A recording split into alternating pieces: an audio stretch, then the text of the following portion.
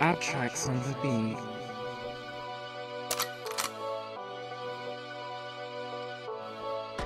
Meet up in New York City. I am Abby Harris, your host today. What up, what up? Welcome to Beyond the Blockchain. I am your host, Abby Harris.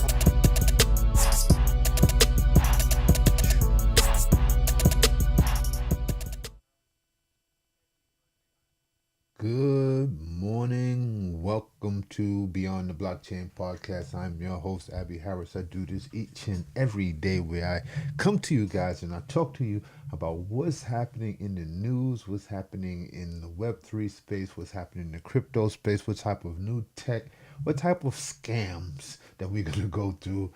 Thank you for tuning in. Today's topics, we will be discussing one altcoin to change your life, Bitcoin halving countdown, Tether announces announcement for Telegram users, ETFs, 5-day withdrawals, Tesla recalls 3,800 vehicles, and what is trending in Twitter. So thank you guys for tuning in. If you haven't had a chance to be a part of my Web3 network, please do so. The community of resources.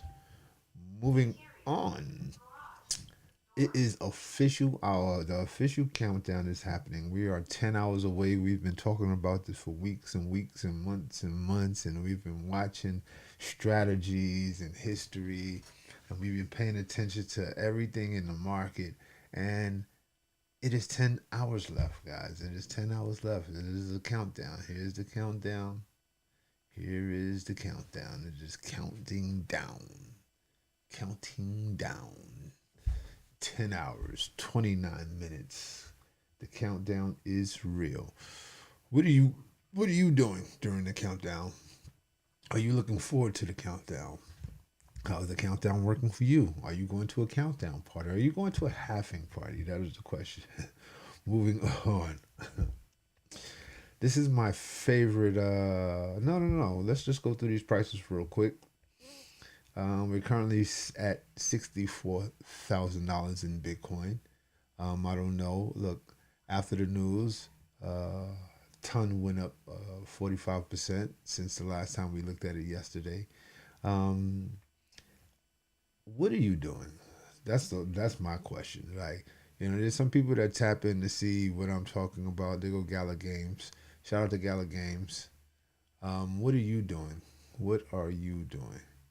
What are you doing with your portfolio? Once again, you pull up to my show, and I'm not giving you financial advice. These are just things that I am currently talking about. Interior garage door. Okay. So, are you doing your due diligence? Are you looking at the things that can happen for you? Did you find that ultimate altcoin that can 10x to 100x? Because I always talk about coins that I see that goes 3,000%, 35,000%, and I have yet, and I'm telling you, I've been searching, I have yet to get on one of those. But it is definitely inside of my wheelhouse because I'm always chasing new stuff. Moving on to my favorite Twitter buddy, Crypto Ash, and he says it only takes one altcoin to change life and make you financially free. Which one is your favorite? And this is a list of some things that people have posted. Hammy, Tolo. There's a few of them. There is a few of them. I don't know what you're doing in your due diligence of finding that gem, the Donald Trump coin. Hey. See, now this is the thing that I always talk about because people make all types of stuff up and become creative with it. And it really has no real world impact unless you're one of those who is in the mix and is chasing, right? Shout out to David Fung once again. He gave me a tool that will help me sort through some of these things, right? But to me, it is extremely too much because it never stops. And like they say, 90% of these is going to go to the mud. All right, let's go. Okay. Moving on, let's get into my other favorite Twitter buddy. He's actually my YouTube buddy because we don't never watch none of his Twitters. I'll just go straight to his YouTube, and he's gonna give us the analysis of what is happening in our space right now, 10 hours before that Bitcoin halving. Very convinced that we're either bottoming right now or that we're going to go a little bit lower, so a few percent lower, and we're going to be bottoming at that stage. And if Bitcoin is mainly going to the low of this range, it is just a 22% correction, which is not bad at all for a Bitcoin. We've been talking about it being a 20% correction since it hit the top. So 22%, 22 is a possibility and is a possibility or not. It's a possibility because we did see it hit 58,000 and bounced up to 64, where it's at currently now. Bitcoin bull market, because if we're looking about what kind of corrections we've got so far, we've only seen 20% corrections, 22% corrections in this region. And yes, if we were to be getting a 22% correction right now, it actually would equal an opportunity we have seen earlier in this year, because always when we're going to get 20% corrections in this bull market, it is always an historical good buying opportunity. And yes, while we're seeing this right now, we're still in this massive consolidation phase, which is looking by far extremely bullish in my opinion. And yes, while all this is happening, we've seen actually once again the data come in from the spot Bitcoin ETF. Actually, this week has been quite horrific, and we've only seen outflows and outflows, and still every single day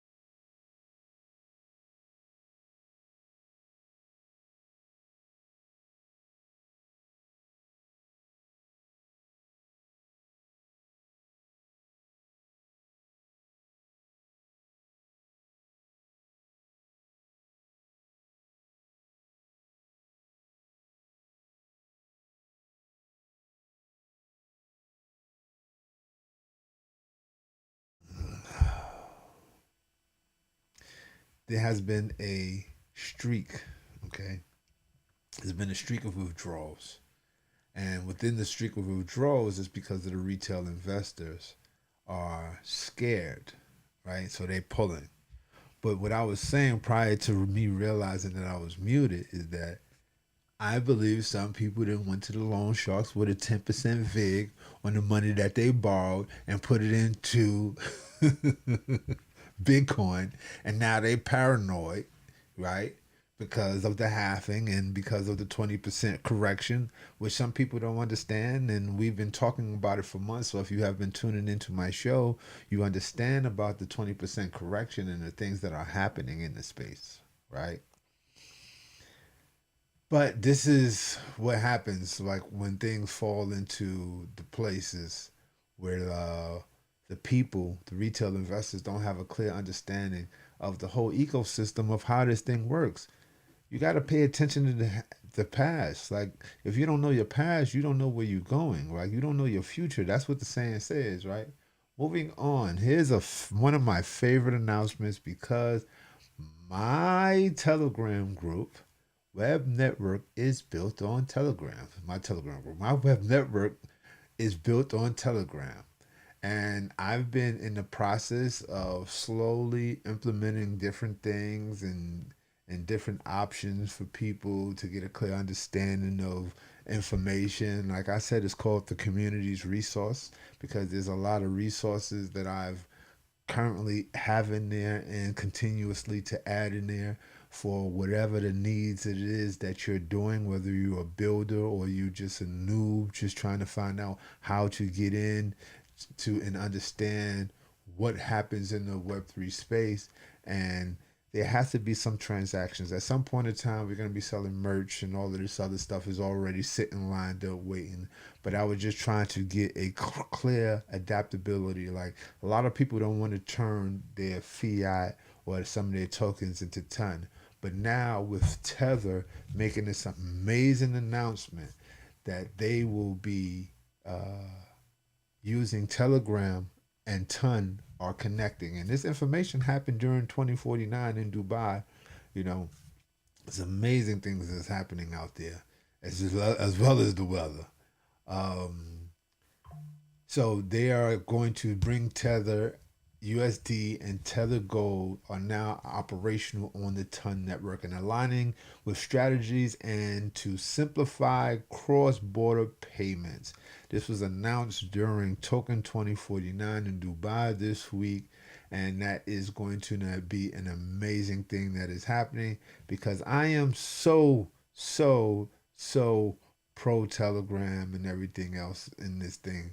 And it's going to elevate the experience. It's going to elevate the experience as you being a member to the web network, right? It's going to elevate transactions and things happening, right? So moving on, Telegram commits to Ton blockchain plans to support tokenized emojis and sticker NFTs. Huh.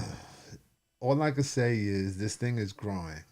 I've been talking about Ton Network since it was at $2. It is at $6.45 right now. And once again, the things that I like to talk about are things that I feel that have real world impact. So me building my community and being able to do transactions and send gifts and so on and so forth, it changes the whole ecosystem of what's going on. Moving on, the biggest news in the world today, Tesla records 3,878 Cybertrucks over faulty accelerator pedal. Y'all remember a few years ago, people were running into buildings and other cars in Toyota, and that might have been a little bit more than a few years ago. So this is kind of a little scary, especially for Tesla. Now, I've been personally seeing them on the streets, and I personally do not like them. They kind of an eyesore. Like you see them, it's like they kind of an eyesore. I personally don't like them. Would I drive one? Of course, just like any other vehicle. I would love to drive it and gas it and well, excuse me, electric it because you can't gas it because there's no gas. It's all electric. Okay, Wednesday, the defect that can result in the pedal pad dislodging and becoming trapped in the vehicle's interior trim with high force is applied. See, the fault was caused by an unapproved change that introduced lubricant soap during the assembly of accelerator pedal, which reduces the retention of the pad. The recall notice states the truck brakes will still function if accelerator pedal becomes trapped through this. Obviously, isn't an ideal workaround. The okay, 24 and 23 models, 3,800 Cybertrucks. How many they got in the system?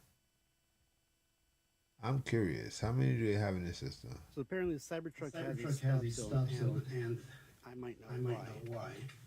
It's got something to do with the accelerator pedal. So let me show you something interesting about my Cybertruck is that pedal looks different, right? It's missing this. So a couple days ago I was driving. And let me see if I can get it here. I'm driving. This goes here. As I'm driving, this slid up and wedged itself just like that. That's not clipped on. That's very curious. That's an accident right there. Right there. And as you can see, based on the design of the floorboard, this sliding up, and the way this was still hooked onto the pedal, it held the accelerator down 100%, full throttle. Now, I was luckily had a clear mind, didn't panic, and holding the brake down overrides the pedal. So I was able to stop the car. Every time I lift the brake, it would start accelerating again. So I stopped the car, put it in park, got out. At first I thought the pedal was broken, but then I realized that nope, this was wedged down here under this little section here, not allowing this pedal to come back up. So, yeah, looks like there's a recall or some kind of stop off for that. Somebody that panics, that could be pretty dangerous. Crazy. That's crazy. Imagine coming to a light and not understanding what's happening at that point, and this thing happens. That's crazy. That is very, very scary. But my thing now, here's my question. Let's go back to this video. I want y'all to see something. All this, hold up. Let me pause this right here. All this money on this Cybertruck, and you guys are telling me that y'all got on a glued on plate for the pedal? Y'all might as well have left it like this. So that means that there's a lot of little faulty little parts. If they doing this to the pedal, right? This is the pedal. We know how important these two pedals are if you're a driver. Remember they used to put the rubbers on the pedal? They stopped doing to put the rubbers. Now it's all one piece because I'm not feeling it. Like I said, I've never been a fan of the Cybertruck. Now, imagine somebody say, hey, you can use the Cybertruck, and I go in there and I electric it because you can't gas it. And I go in there and I electric it on the floor. How am I going to know that if I hit the brakes that the pedal is going to stop? Like, I wouldn't know that. So, on that note, I'm not messing with the Cybertruck. I like to look at it in passing, but that's it. Oh man, more and more cyber news. Drive-through car wash was just too much for Tesla Cybertruck. That's the only thing I've done that's different. Then I pulled into the garage and nothing. Why is that? Because most likely this truck is electric, and in some of these car washes, the water shoots up. Right, it shoots up, like it shoots up under the car, right? And if there's some open wires or something that's not really prepared right, or something that's not really insulated, then guess what? Says after taking his truck to the beach and stopped off at the car wash to clean it up, he parked the truck in his garage where it decided just to stop working for a while. The Tesla screen runs all functions on the truck when black and wouldn't respond at all, even after performing the factory prescribed reboot.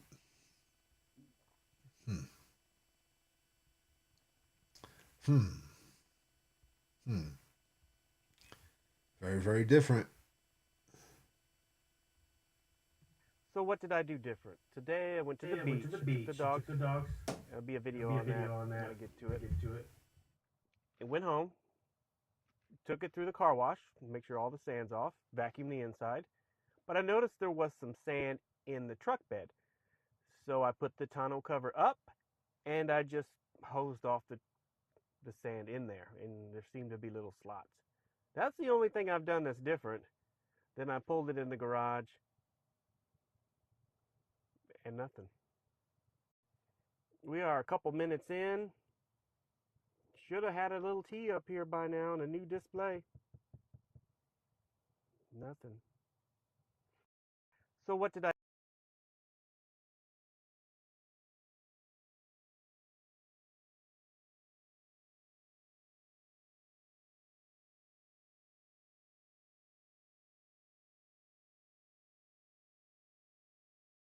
The Cybertruck does not work anymore.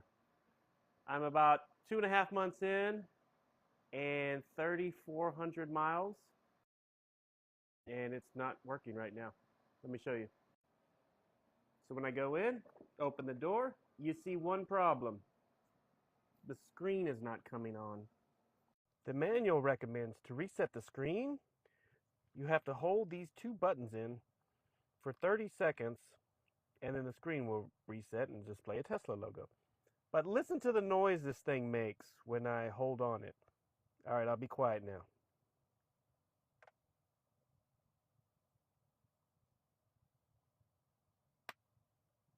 That was a weird popping sound. The Cybertruck does not work.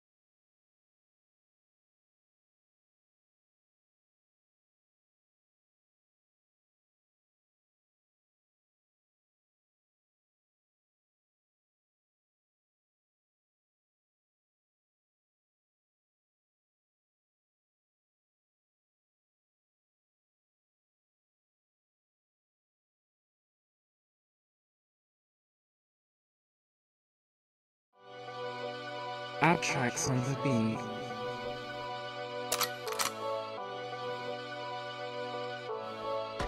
Meet up in New York City. I am Abby Harris, your host today. What up, what up? Welcome to Beyond the Blockchain. I am your host, Abby Harris.